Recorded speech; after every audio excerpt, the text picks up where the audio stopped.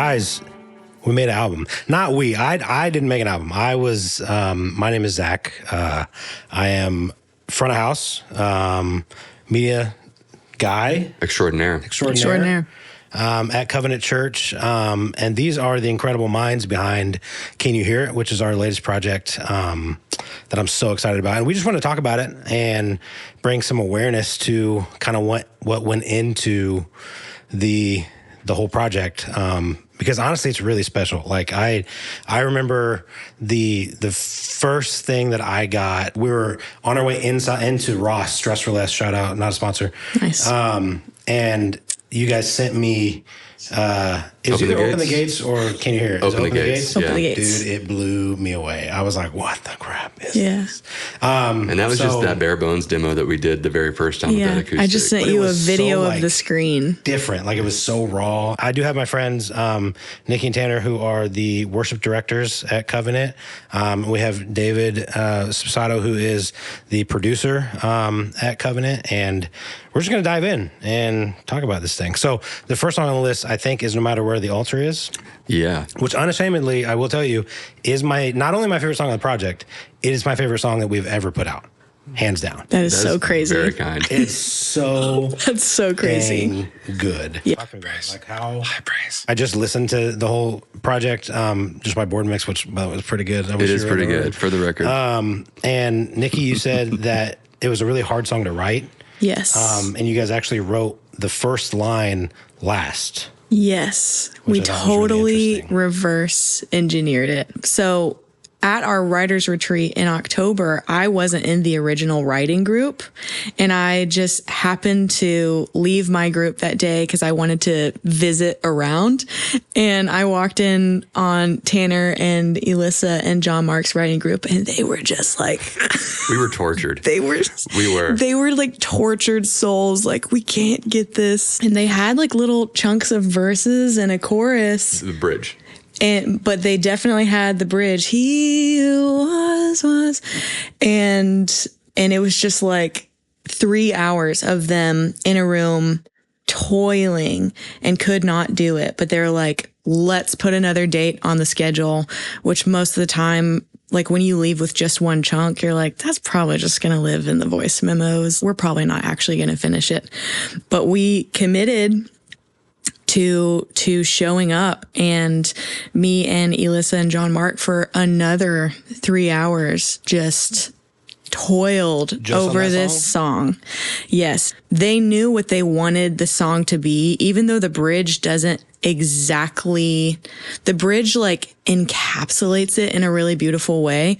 But the song itself is about altars of remembrance and all the ways that the Lord has moved in your life. But ultimately, he calls you out again. And it's that faith journey in between to where you know he'll move again. So it took us a really long time. And then at the end of it, we literally wrote the first line last at the end of it. But it was so clear to us that it was really special. And I ended up sending it to Tanner and David. I was like, I think this needs to bump another song off the record. Like, there's something about this song that feels so special. And they were in total agreement. Even from that little voice memo, if you listen to the voice memo, it feels really special. And I think the best songs can stand completely alone, just piano, just acoustic, and you can hear all the potential on it. So that's one thing, for a song to mean a lot to you personally. But it's another thing when you introduce it to your church and it's like, oh my gosh. Okay, I want to talk about that though, because this is the song I'm most curious about because of the crowd reaction that you guys are probably well aware of. From day one. But from my perspective, front of house, I get the privilege of experiencing it with the congregation every time we introduce something. So it's awesome. I'm most curious about the development and the decisions of the first, I'll call it the first half of the song, and then the bridge, because the very first time we did the song, congregation knew nothing. And then all the way to the album night where we're recording, I literally just listened to it. The anticipation just in that few seconds before we get into the driving, where the congregation they're automatically just clapping, like they're on beat, they're in. And I'm like, and the song took a shift because it was like really beautiful and not slow, but you know what I mean? Yeah.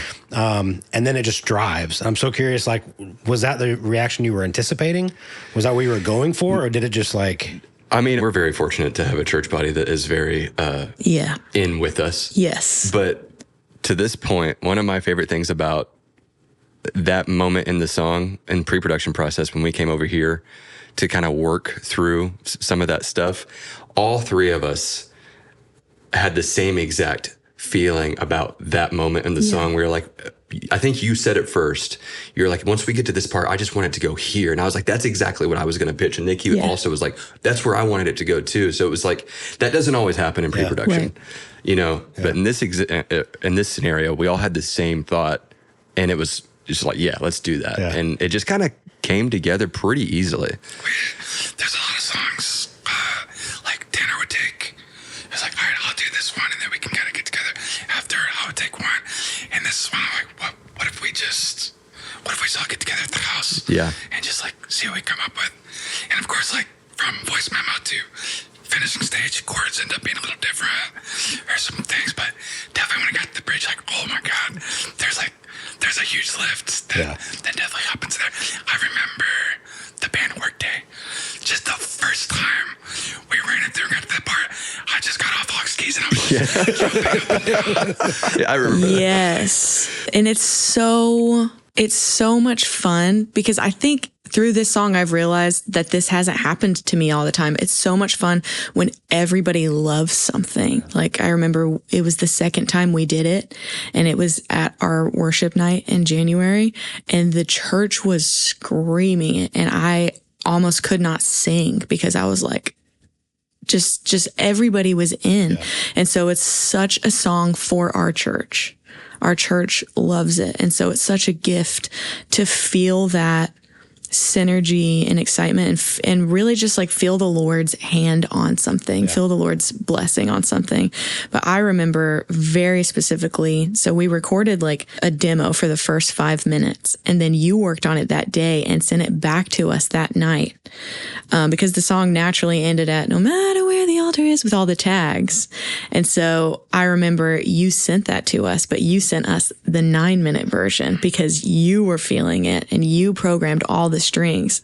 And I remember like I was eating dinner when you sent it to me, and I don't really cry at songs that I write, but I was eating dinner and like I felt sick.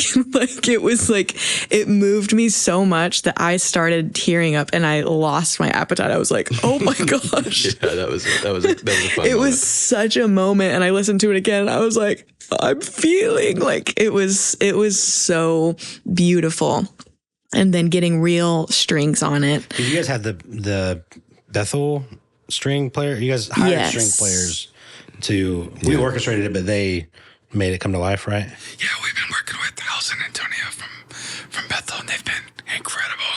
Everything they send is just so, and they also understand worship and just the love of the Holy Spirit in songs. Yes, they're so anointed. There was just something about that point in the song, like, yeah, this has to go back to the bridge. 100%. Yes. This has to go back to the bridge. Yes. I was going to ask Dickie, what made you want to ask Elyssa to come sing? And then also, what made you guys want to reach out to Julissa? Oh, yeah. Man, I just love Elyssa so much, and we worked so hard writing it together. And I remember even in the voice memo, when the bridge started, I was like, I just want her to sing it. And I did this, and she wasn't prepared for it. She was like, who was? But I was just like, you need to sing this. And I feel like I got demo-itis in that way of like, I want to hear your voice on this. She just carries such an anointing and as a writer, like she's such an incredible writer. She's melody and lyrics. She's contemplative and a decision maker. And it's such a fun experience to collaborate with her. And so I think I just got demo-itis. Like, you got to sing it, girl. Like we love writing together, and we have a really great flow. And I wanted to hear her voice. And also just like, because on this song specifically, because Elyssa was there from the beginning to the end on that song, and it was such a toil. Yeah. Like, it felt right for her to be a part of that. it was feel like triumphant. such a toil. Can I just I want to give a snapshot, because I have a very specific memory of writing this song, the bridge of this song, in that first writing session before Nikki joined us. And it was so funny because it was the second write of the day. So we're tired, always tired on second writes. And the room that we were in on this retreat, the specific room that Elyssa and John Mark and I were in, was dark. Like, all the lights were off. The windows were covered. It was like really, really dark in there. And it, like, for the first write, it was a cool vibe. But for the second write, we were like, yeah. And I just remember after probably an hour and a half of, because we got that bridge relatively quickly, like maybe within the first hour. And then, you know, another hour goes by and we're just sitting there with nothing. And finally, I don't remember if it was John Mark or Elyssa, but they're like, let's just go outside. And so we literally see the packed sun. up. I went and got a cookie from the kitchen. And we went outside and just sat on the porch for a little while. And Elyssa was like, you know, sometimes you just get stuck. And that's what I always think about when I think about the bridge to this song, is us sitting on that porch eating a cookie, being kind of defeated because we were so tired and we weren't getting anything. It's so funny. Like, in retrospect, I'm like, oh, wow, I put 3 thinkers in a room together. Because I made the groups. I was like, this group is going to be so great. But really, you do. And it is amazing writers, but it's thinkers. Yeah. And John Mark is such a dynamic writer. And I can talk about his writing for days, because he will just throw out options and he'll flip it on its head. And so, like, all of y'all in a room together, I can see how that would be like, whoa, you're like going down the depths. I'm like walking in like, hey guys, you know, I'm not that energy. And so it was really funny. Were all the melodies finished day one? No. And then you guys went back and did lyrics, or basically just left a bridge and that's it? It was just the bridge. And I remember sitting at home listening to it because I wanted to try and bring something to the right. And so I had the melody of the chorus in my head, but I was really questioning it, because if you write out the chorus on a whiteboard, it's not like a normal structure for a chorus.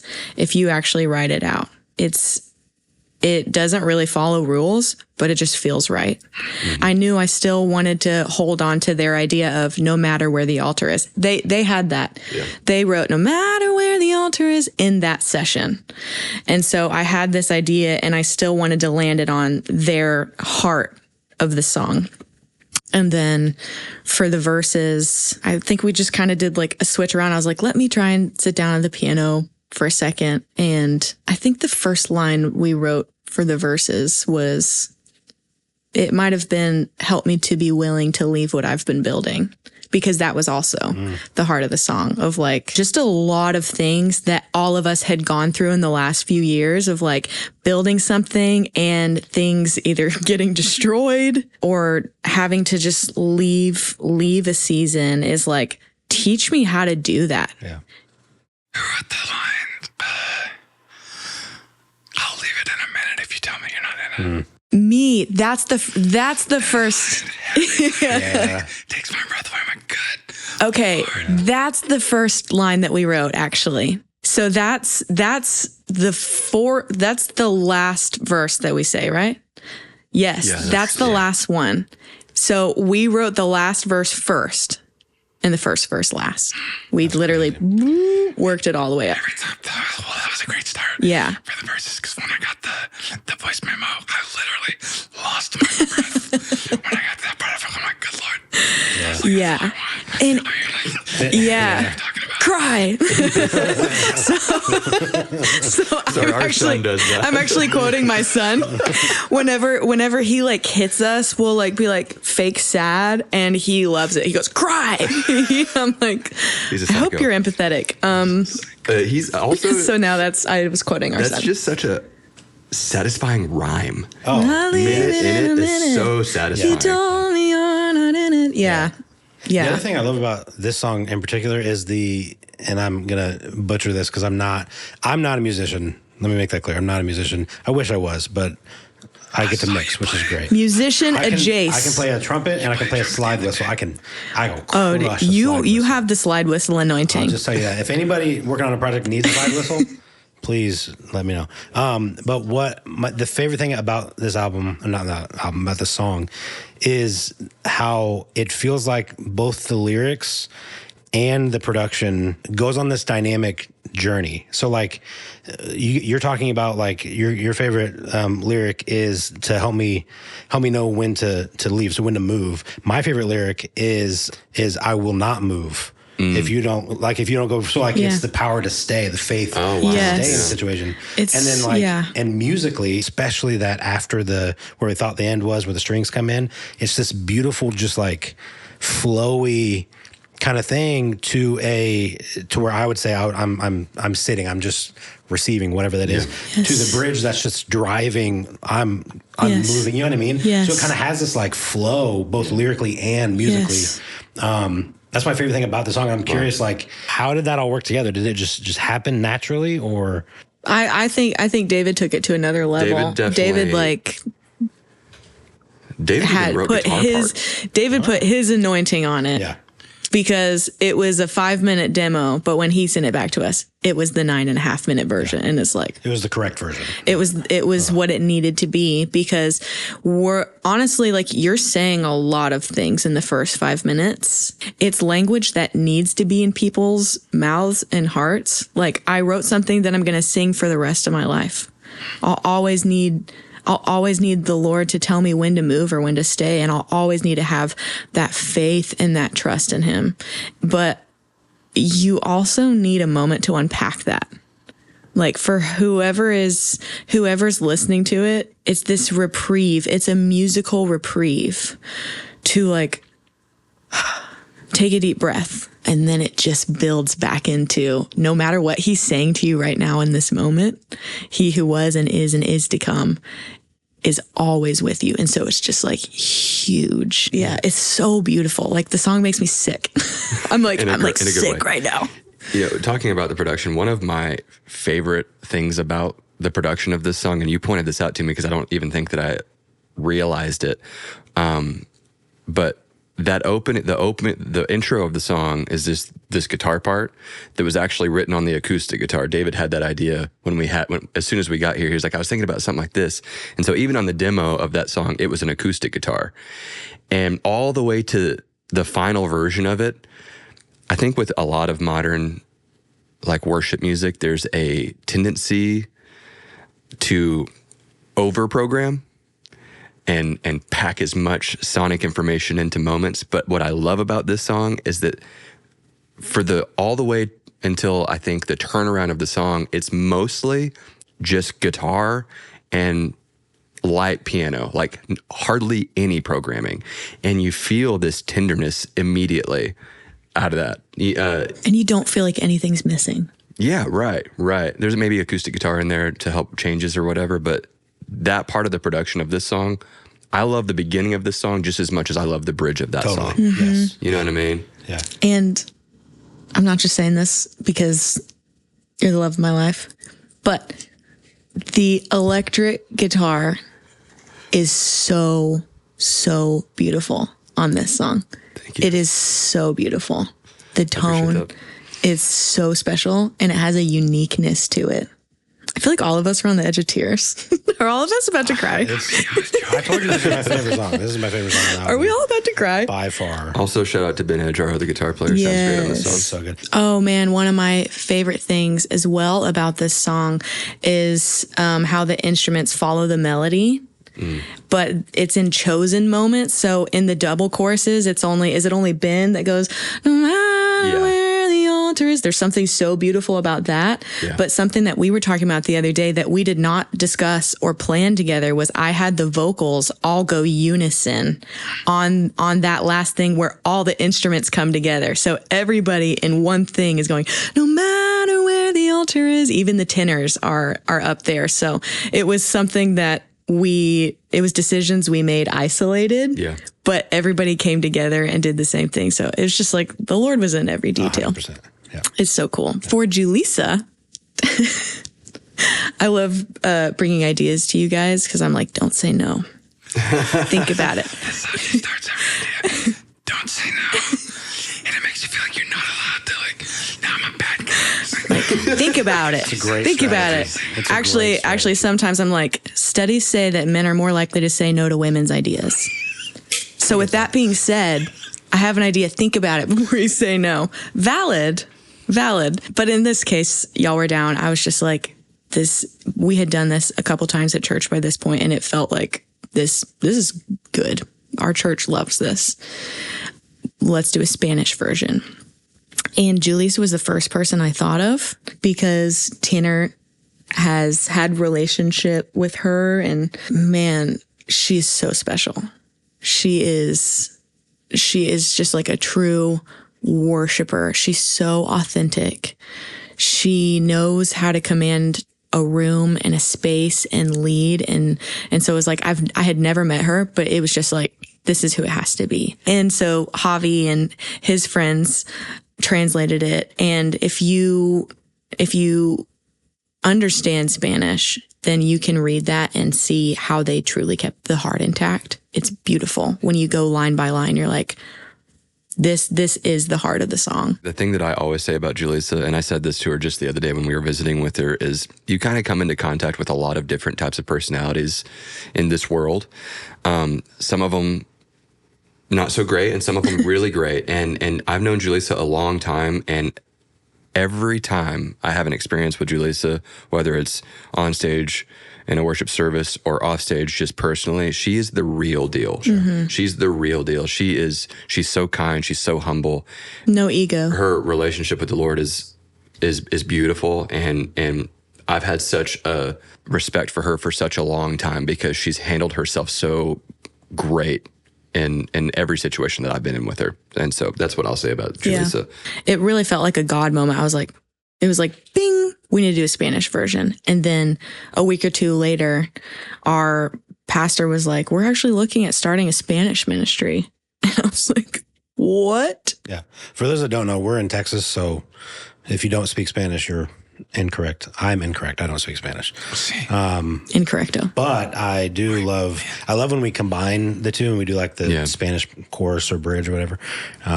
It's so good. That leads me to one quick thing I just want to say, but I was thinking about it on the way over here while I was listening to the whole project. It had been a minute before Covenant did a project. And then along with that, it's your guys' first project as directors. And it makes me emotional, but I just want to honor your guys' humility.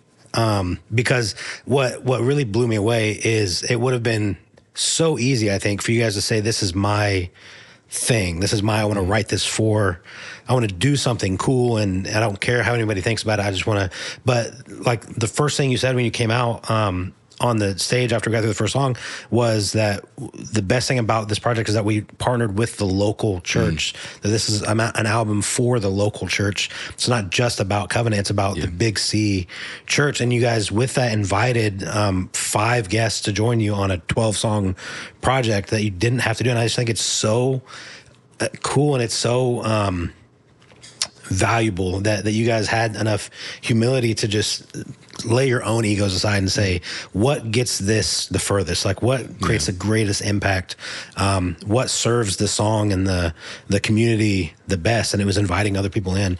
I just think it was so, you just deserve honor for that. I think it was so Thank you for saying that, man. That means a lot. Thank you so much. I appreciate that. It's very kind. Yeah. I see tears. Next up. Cry.